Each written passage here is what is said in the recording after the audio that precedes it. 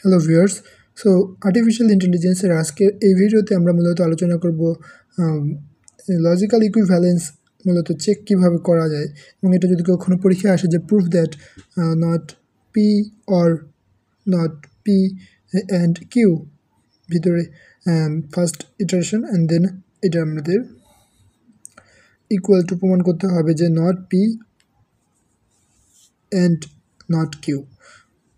দেন এভাবে প্রমাণটা আসতে পারে যে not first bracket P or Q.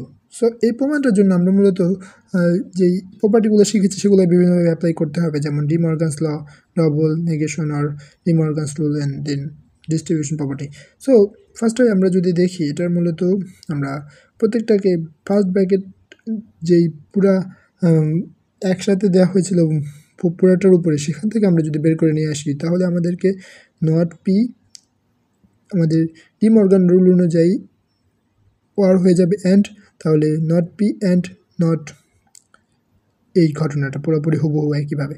So not P and, এখানে যেহেতু এটা নট দেওয়া হলো তার মানে এর ভিতরেরটা এখন নট নট কাটাকাটি হয়ে যাবে।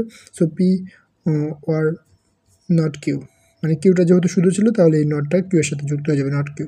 সো নট কিউ মানে এখন আমরা যদি এই ঘটনাটাকে দুটো আলাদা আলাদাভাবে ডিস্ট্রিবিউট করে দিই তাহলে not P or P, not P or sorry এটা and, not P and P, আর এটা হচ্ছে or and not P and not Q. So এই নট পি অ্যান্ড পি এটার ক্ষেত্রে আমরা এটা ফলস, কারণ একটা ঘটনা একই সাথে তো মানে ফলস এবং ট্রু হতে পারবে না, সো এটা হলো ফলস। দেন নট পি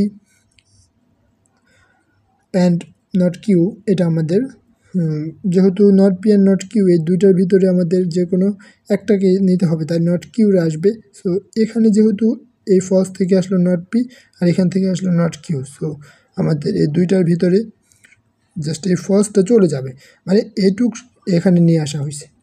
দেন আমাদের এই প্রমাণটা আরেকটু বাকি ছিল, সেটা হচ্ছে যে এই নটটা বাইরে চলে আসলো এবং পি এবং কিউ এই দুইটা আমরা ডি মর্গানস রুল অনুযায়ী ভিতরে নিয়ে যাওয়ার কারণে অ্যান্ড হয়ে যাবে ওয়ার।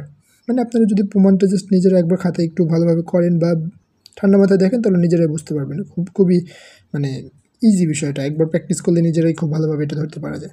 দেন আমরা এটার লাস্ট একটা প্রবলেম নিয়ে একটু কথা বলবো, সেটা হলো যেমন গতদিন আমাদের ছিল হচ্ছে আর্থ এবং কোপারনিকাসের প্রবলেম নিয়ে, সান আর্থ কোপারনিকাস।